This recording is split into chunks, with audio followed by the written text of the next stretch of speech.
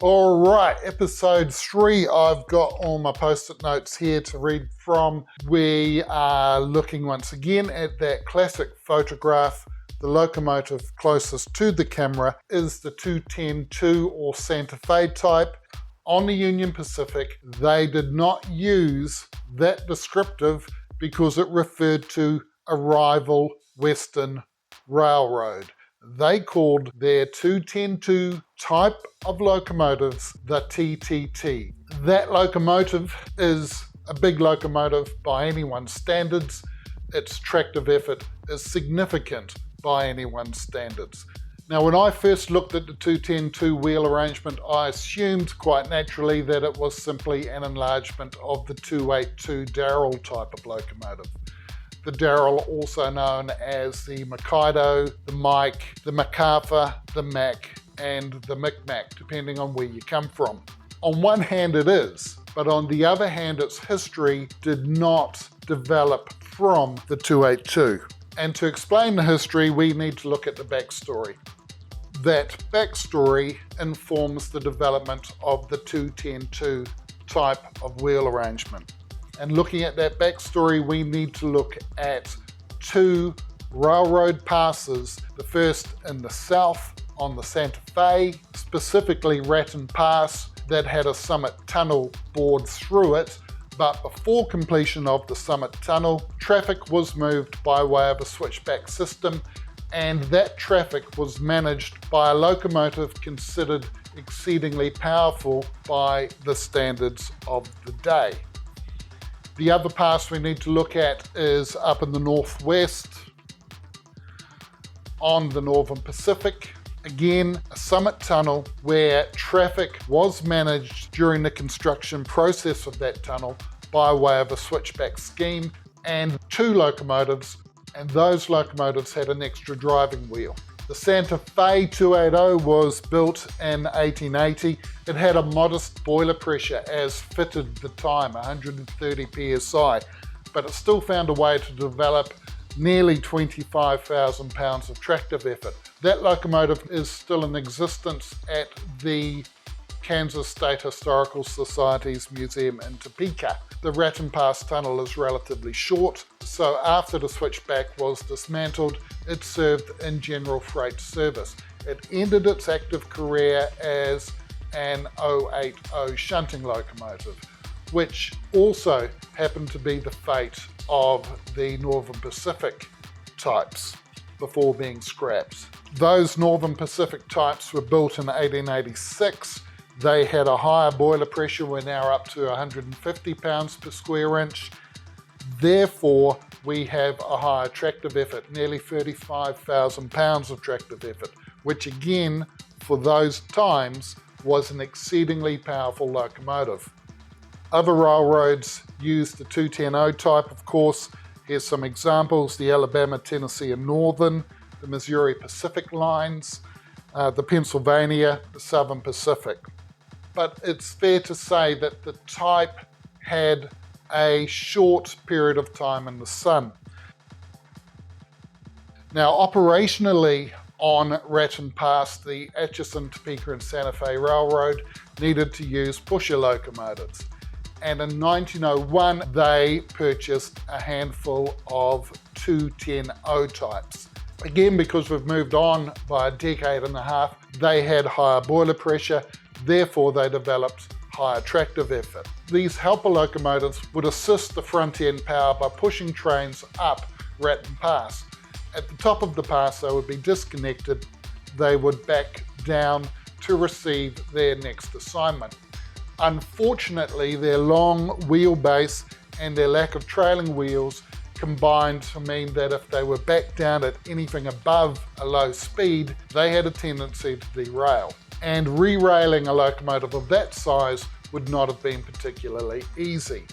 So after a couple of years of putting up with slow locomotives backing down and clogging up the single main line, the ATSF ordered 3 locomotives from Baldwin that included the trailing wheel so that they could reverse more easily to their next assignment.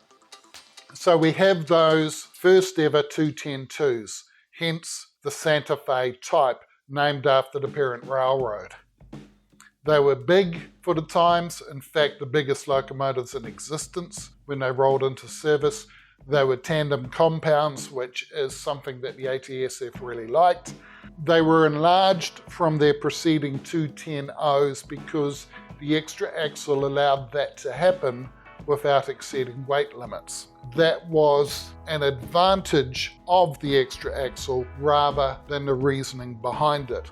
And the development of the 210-2 type is probably the only development in wheel arrangements for tender locomotives that came about to promote the ability to run backwards. The 210-2 type was much more common. Here's some examples from the Rock Island, from the CBQ, and of course from the Union Pacific. If we compare our subject Union Pacific TTT type with that 1903 from Santa Fe, we can see significant changes between them in terms of boiler pressure, in terms of cylinder volume, and in terms of driver height. One of the interesting developments in railroad methodology between the 1903 type and the 1922 type was the way that railroads handled increased tonnage. There's three things a road can do when faced with increased tonnage. One is they can haul the same tonnage faster. The other is they can haul more tonnage at the same speed. The third is to haul more tonnage faster. And the way things developed was towards that third option. Freight train speeds had gone from the dawdle prior to World War I to the requirement to move freight much faster. And this requirement brought into focus three of the difficulties with the 210-2 type. The first thing we notice is the massive cylinder volume. It meant that the valve system had to shift massive amounts of live and exhaust steam. And so there was a practical limit as to how quickly that massive amount of steam could be shifted. And as we know, when road speed increases, rotational speed of the wheels increases, and valve speed also increases. So the massive volume of steam that needed to be handled by that valve system created a dampening effect in terms of valve movement, and therefore backed down the powertrain to rotational speed and to road speed. But even if the valve system had been able to handle that volume of steam quickly, say through a poppet valve system, we still have the problem with the amount of force generated by such large cylinders and the amount of yaw that that force created on the primary powered driving wheels. And we're dealing with a symmetrical wheel arrangement, so we have a combination of the center of yaw and the center of gravity. And what this tended to promote was a locomotive that did not track very well into curves, and a locomotive that did not ride very well as far as the cab experience went. And these two factors were two more additional factors which help to dampen down the maximum speed that these locomotives could run at. But even if that center of yaw and center of gravity confluence hadn't have been an issue, we still have the modest height of the driving wheels, because all of that force generated at the cylinders, that back and forth force, is converted to rotational force at the driving wheels, and that rotational force needs to be balanced. The driving wheels were simply too small to incorporate sufficient counterbalance weights to allow the driving wheels to have a high rotational speed and therefore a high road speed. So those three factors pretty much marked the end of locomotive development for the 210-2 wheel arrangement, because those three factors prevented the type from hauling more faster. Now, the irony for the 210-2 locomotive shown in our photograph is that it came into life as a mainline first-tier freight hauling locomotive, but the limitations as freight train speed increased meant that it went to the secondary role of helper locomotive.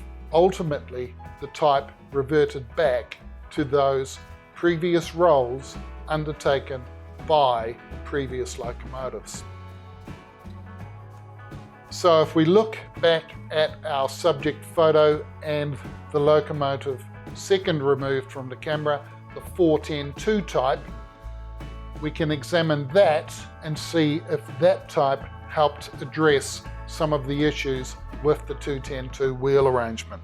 All right, next episode will be on the 410-2. Check on back. In the meantime, like, subscribe, enjoy. Cheers.